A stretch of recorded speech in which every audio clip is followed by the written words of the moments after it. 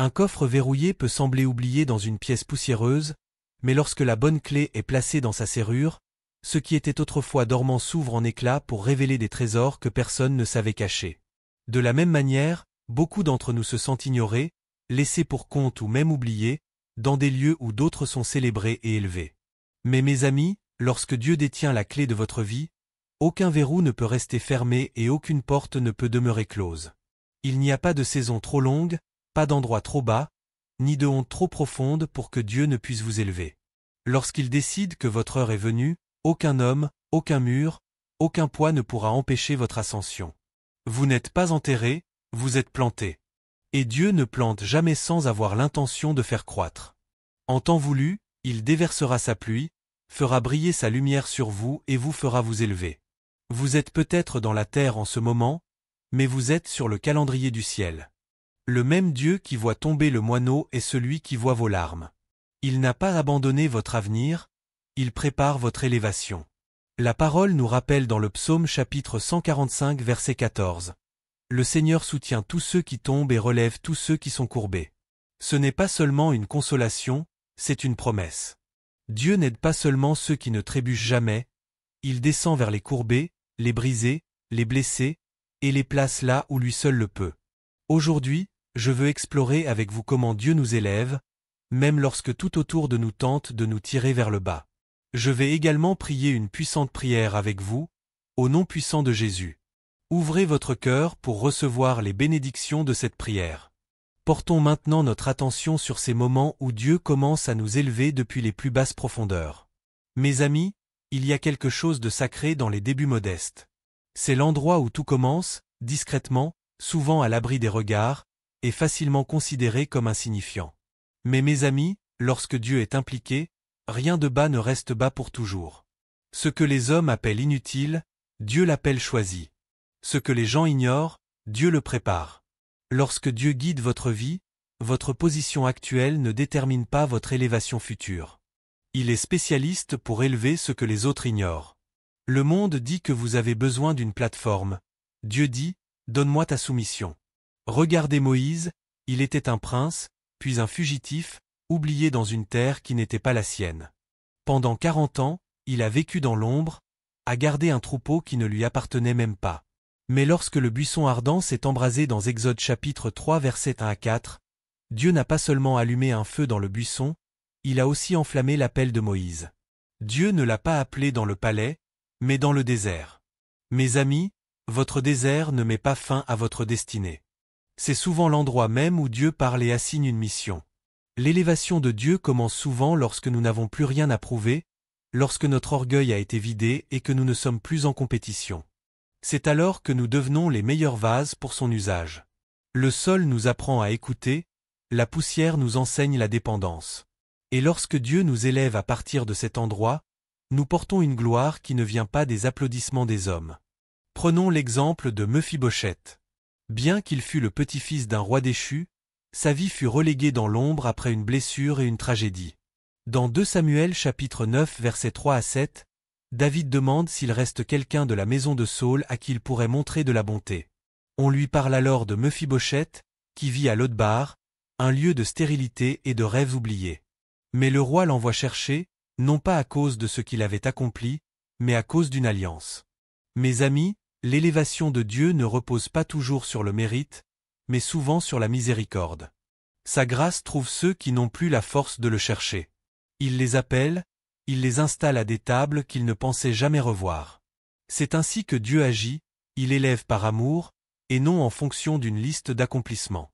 Vous vous sentez peut-être aujourd'hui à Lodbar, comme si la vie vous avait oublié, mais tout comme David a envoyé son char pour Mephibosheth, Dieu envoie sa faveur pour vous retrouver.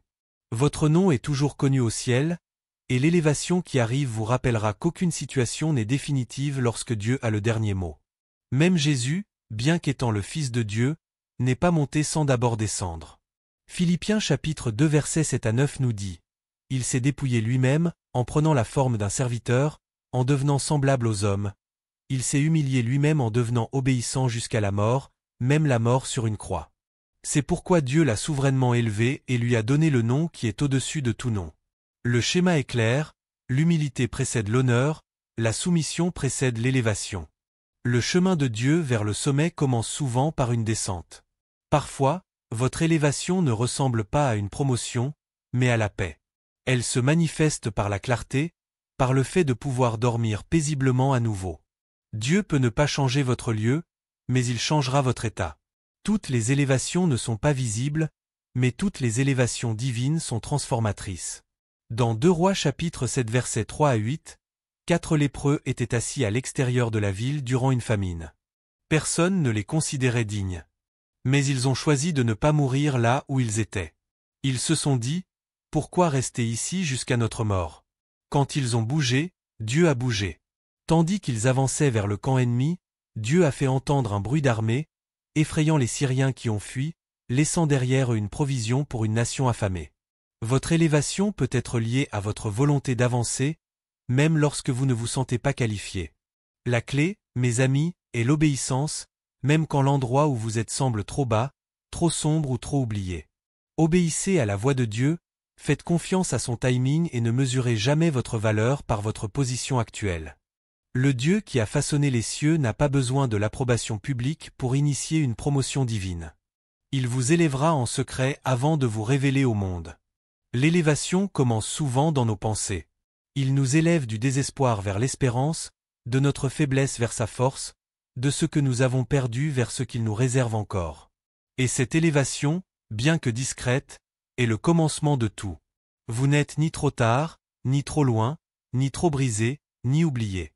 Dieu voit où vous êtes, il sait ce qui pèse sur votre cœur, et il travaille déjà en coulisses.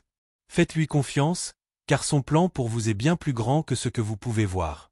Dans Ecclésiaste chapitre 3 verset 11, la Bible dit « Il fait toutes choses belles en son temps, même il a mis dans leur cœur la pensée de l'éternité, bien que l'homme ne puisse pas comprendre l'œuvre que Dieu accomplit du commencement à la fin. » Dieu est toujours à l'œuvre, même lorsque la surface semble immobile.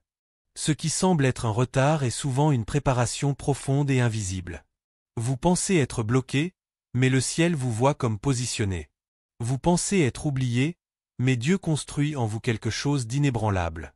Parfois, Dieu retarde une promesse, non parce que vous n'en êtes pas digne, mais parce qu'il vous rend assez fort pour la porter. Il connaît le poids de ce qu'il prépare pour vous. Il sait quand le moment sera une bénédiction plutôt qu'un fardeau. Il connaît les batailles que vous n'êtes pas encore prêt à affronter. Le retard devient un terrain d'entraînement pour le discernement, il aiguise votre esprit et fait taire le bruit. Même Jésus, celui qui guérissait les foules, a retardé son arrivée auprès de Lazare. Dans Jean chapitre 11 versets 5 à 6, il est écrit « Or, Jésus aimait Marthe, sa sœur et Lazare. Lors donc qu'il eut appris que Lazare était malade, il resta encore 2 jours dans le lieu où il était. » Ce retard n'était pas un oubli, mais une assurance. Jésus a attendu parce que le miracle qu'il avait déjà prévu nécessitait le bon moment pour révéler sa gloire. Lazare n'avait pas seulement besoin d'être guéri, il devait être ressuscité. Or, la résurrection commence dans le silence avant d'être réveillée par l'autorité de la voix de Dieu.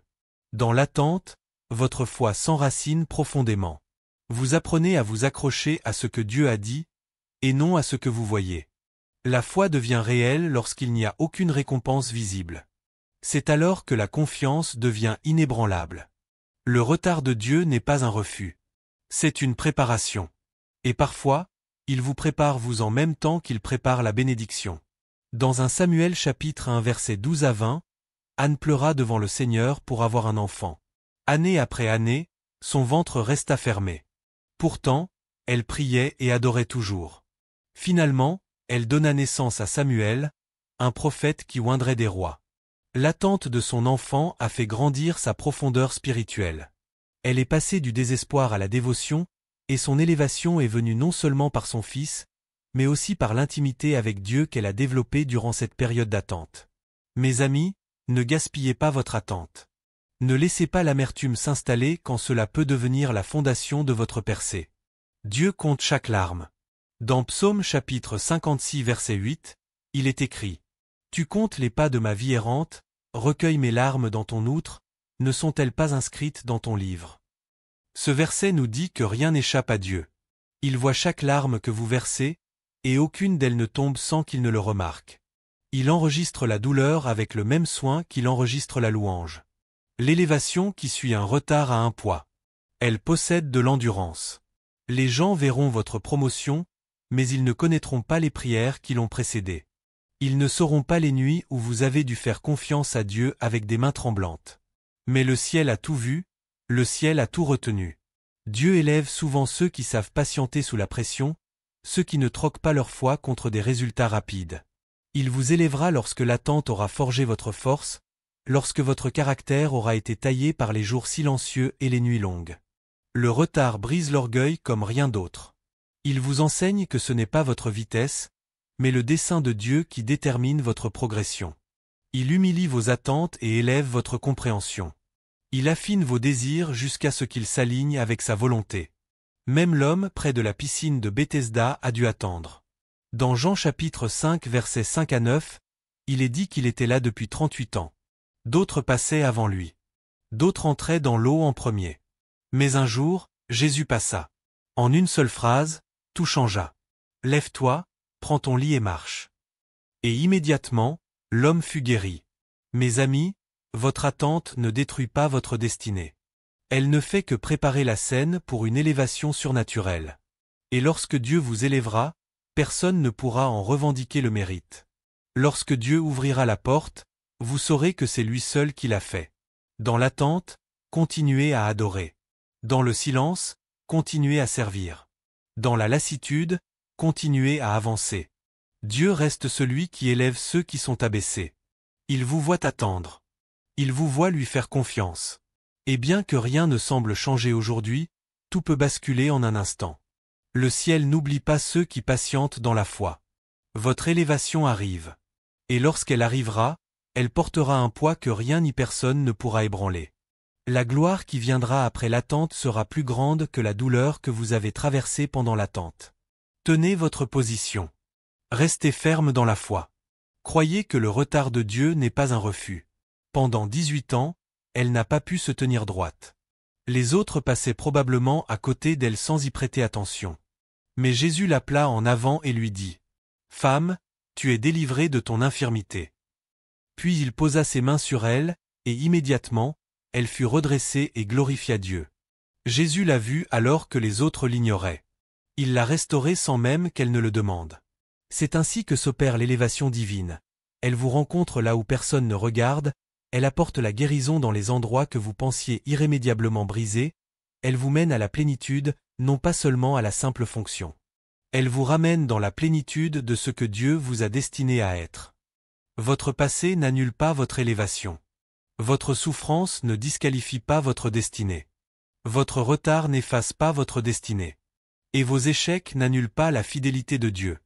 Il ne vous élève pas en fonction de votre perfection, mais en fonction de votre but. Mes amis, ne limitez pas l'élévation de Dieu au succès que vous pouvez mesurer.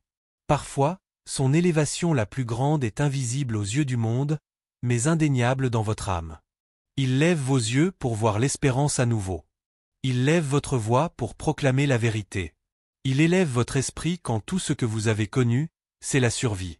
Et lorsqu'il élève, il le fait en profondeur, corps, âme et esprit. Ce n'est pas seulement un aspect de votre vie qui est restauré. Il répare ce qui était brisé, il souffle sur ce qui était sec, et il reconstruit ce qui était perdu. Vous devenez un témoignage vivant que rien n'est trop loin pour être racheté par Dieu. C'est ce type d'élévation dont il est le spécialiste. Vous vous sentez peut-être comme cet homme né aveugle dans Jean chapitre 9 versets 1 à 7. Les gens se demandaient pourquoi il était dans cette condition. Mais Jésus répondit que c'était afin que les œuvres de Dieu soient manifestées en lui. Alors, Jésus cracha sur la terre, fit de la boue et en oignit ses yeux. Il lui dit d'aller se laver dans la piscine de Siloé. L'homme revint voyant. Personne ne s'y attendait, mais Dieu l'avait prévu. Quand Dieu vous élève, il le fait d'une manière telle que les autres se demandent comment cela est possible. Et la seule réponse est « la grâce ». Vous ne vous relevez pas parce que vous l'avez mérité. Vous vous relevez parce que Dieu l'a décidé.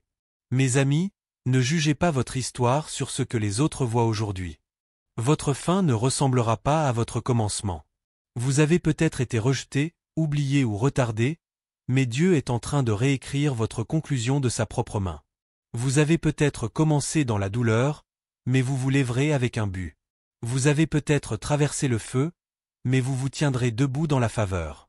Quand Dieu vous élève, votre passé ne vous suit pas. Sa présence le fait. Il place un nouveau nom sur ce que les autres avaient déclaré comme terminé. Il verse une huile fraîche là où la honte régnait autrefois. Il met l'honneur à la place de l'humiliation. Et lorsque vous avancerez, les gens ne verront pas seulement un changement, ils verront la gloire de Dieu reposer sur votre vie. Dieu vous élèvera d'une manière qui parlera plus fort que n'importe quelle explication. Maintenant, prions ensemble. Je vous invite à vous joindre à moi dans cette prière. Que vous la prononciez à haute voix ou que vous l'écoutiez avec foi, ouvrez votre cœur pour recevoir toutes les bénédictions de cette prière. Prions. Père céleste, Dieu Tout-Puissant, tu es celui qui relève ma tête, la force sous mes pieds, et la voix qui brise le silence de chaque tombe. Tu es le Dieu qui relève le pauvre de la poussière, qui retire le nécessiteux du tas de cendres, et qui exalte l'humble en son temps. Seigneur, je te rends grâce pour chaque retard qui m'a façonné et chaque vallée qui m'a appris à entendre ta voix plus clairement. Merci, car tes yeux sont toujours sur moi avec un dessein et une miséricorde infinie. Seigneur, je te demande pardon pour chaque péché que j'ai commis, consciemment ou inconsciemment. Purifie mon cœur de toute pensée erronée, de toute parole amère et de tout acte qui t'a attristé. Je pardonne également à ceux qui m'ont blessé, rejeté ou ignoré, tout comme tu m'as pardonné. Père, je te présente chaque aspect de ma vie qui s'est senti enterré, oublié ou brisé. Élève-moi au-dessus de la peur et du silence. Élève-moi au-delà de la honte et du retard. Je te supplie de redresser chaque partie de moi qui a été courbée sous le poids du découragement et de la déception. Seigneur, là où j'ai vu du rejet, permets-moi maintenant de voir ta redirection. Là où je me suis senti oublié, fais-moi sentir ta divine attention. Je décrète et déclare, au nom de Jésus, que je ne serai plus défini par ce que j'ai perdu, retardé par ce qui m'a blessé, ni bloqué là où j'ai été. Seigneur, permets-moi de me lever par ta main, de marcher dans ton dessein et de me tenir debout dans tes promesses. Je proclame que chaque mensonge prononcé sur ma vie est réduit au silence au nom de Jésus. Que chaque plan de l'ennemi visant à me cacher, me freiner ou me rendre sans espoir soit anéanti au nom de Jésus. Seigneur, que ta faveur parle plus fort que les voix qui essaient de me limiter. Que ton esprit m'accorde la confiance de marcher dans la vérité et dans la plénitude. Verse ta guérison sur mon corps, mon esprit et mon âme. Seigneur, protège-moi de chaque attaque spirituelle, de chaque piège caché et de chaque voie de découragement envoyée pour me faire tomber. Protège également mes proches. Seigneur, alors que nous élevons cette prière ensemble, nous te remercions pour chaque cœur qui s'ouvre à toi en ce moment. Nous nous unissons dans la prière les uns pour les autres. Nous déclarons que nous nous relevons, nous sommes guéris, nous entrons dans les saisons que tu as appointées pour nous. Nous proclamons que nous ne vivrons plus sous la honte ni enfermés dans l'attente. Nous sommes reconnaissants d'être élevés par ta grâce, fortifiés par ton esprit et établis dans tes promesses. Que ton Saint-Esprit remplisse chaque vide et guide chacun de nos pas.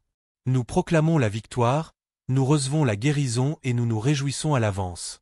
Merci, Seigneur, d'être notre bouclier, notre aide et notre force. Car à toi reviennent le règne, la puissance et la gloire, pour l'éternité. Au nom puissant de Jésus, nous prions.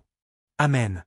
Et voilà, j'espère que vous avez trouvé beaucoup de valeur dans cette vidéo. Merci d'être resté jusqu'à la fin de cette vidéo, j'adore quand vous faites ça. J'espère vous revoir dans une autre vidéo.